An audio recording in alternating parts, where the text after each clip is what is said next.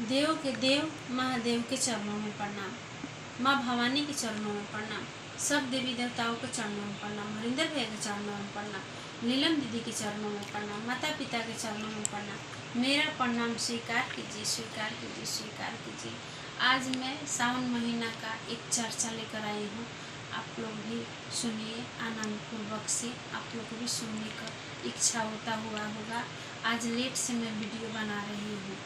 एक गांव में एक बूढ़ी माँ रहती थी। उसका एक बेटा था। वो बेटा का लालन पालन पूरा हंसी खुशी से करती थी। करते करते एक दिन पूरा समय बीत गया। समय बीतने के बाद किसी ने बोला कि माता आप तो बूढ़ी हो गई है, अब अपना लड़का को शादी कर दीजिए। उन्हें सोची कि हाँ ठीक ही लोग बोल रहा है, तो बस कहीं से रिश्ता आ गया। उसने क्या किया कि अपना लड़का को शादी कर दी। लड़का की शादी कर दी। अब जो पतोह आई वो तो इतना शिव भक्ति में मगन रहती थी। शिव के रात दिन पूजा करती थी। पूजा के बिना वो रह ही नहीं सकती थी। तो उसका ना सावन महीना आया। सावन महीना आने के बाद उसका मन में लालसा हुआ कि हम भी मंदिर रोज जा करके शंकर भगवान का रोज अभिषेक करते, रोज पूजा पाठ करते। लेकिन उसका सास ऐसा नहीं होने दी। सास से पूछी कि माँ जी हम भी मंदिर जाना चाहती हूँ। सास बोली कि नहीं, घर में ही शंकर जी का मंदिर है, घर में ही पूजा पाठ करो और भगवान को तुम खुश रखो, मंदिर जाना जरूरी है। सास वैसा ही बोली। अब पतोह के लगा कि अब तो सासू माँ जाने नहीं देगी। अब उसका इच्छा दब के रह गया। उसका आदत था कि रोज कुआं जाती थी, कुआं से जाके जल भर के लाती थी। जल भरने जब जाती थी तो देखती थी कि गांव के पूरा महिलाएं, जितना महिला थी सब मंदिर जाके भगवान का पूजन पाठ करती थी। उसका भी मन में लालसा हुआ। तो बोली कि हम भी जाएंगे। आप लोग कहाँ जाते हैं रोज? तो हम लोग तो मंदिर जाते हैं, शंकर जी का मंदिर जाके पूजा करके आते हैं। सावन महीना लग गया है तो हम भी जाएंगे। फिर कैसे जाऊं? मेरा तो सास मना की है कि तुम्हें मंदिर नहीं जाना है।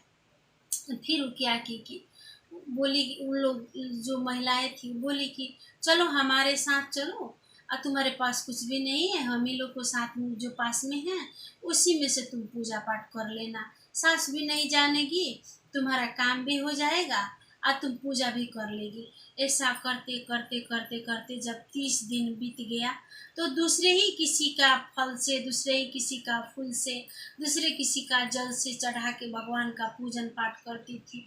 अब भगवान को रोज बोलती थी, हे प्रभु मुझसे तो गलती हो रहा है, सास से बिना बताए मैं चुपके से आई हूँ, आप माफ़ कर दीजिएगा, मैं गलती कर रही हूँ, फिर भी आपका पूजा कर रही हूँ। ऐसे करते करते जब पूर्णिमा का टाइम आया तो उसने सोचा कि सब दिन तो दूसरे का लेकर हम चढ़ाए हैं, दूसरे का जल, दूसरे का फूल, दूसरे का फल, दूसरे का चंदन हम भगवान को अर्पित किए हैं। अब तो कुछ ना कुछ मुझे चढ़ाना पड़ेगा, आज तो पूर्णिमा है। और वो बेचारी जल भरने गई, कुआं से जल लाने गई और उधरे से फिर चली गई और जाके नाक के नथ था वो निकाल के शंकर जी को अर्पित कर दी। जब अर्पित करके आई तो छुपा के रहती थी। तो उसका सास बोली कि तुम कहाँ गई थी? तो कुआं गए थे जल भरने। तो फिर बोली तुम्हारे नथ क्या हुआ? तो माँ जी नथ तो नाके में था, तो नहीं है, नथ नहीं है। जब देखी तो वो तो जानती थी कि हम तो भगवान को अर्पित करके आ गए हैं। अब बोली पता ना कुआं गए थे वहां भी गिर गया, या चिपरी पातने गए थे, ओकले पातने गए थे वहां गिर गया। चलो हम देख कर आते हैं। सासू माँ ने गई कुआं पे, जाके कुआं में सब तरफ देखी, रास्ता में देखी, सब चारों तरफ देख ली, कहीं नहीं नथ मिला। फिर बोली कि अब बताओ तू कहाँ गई थी?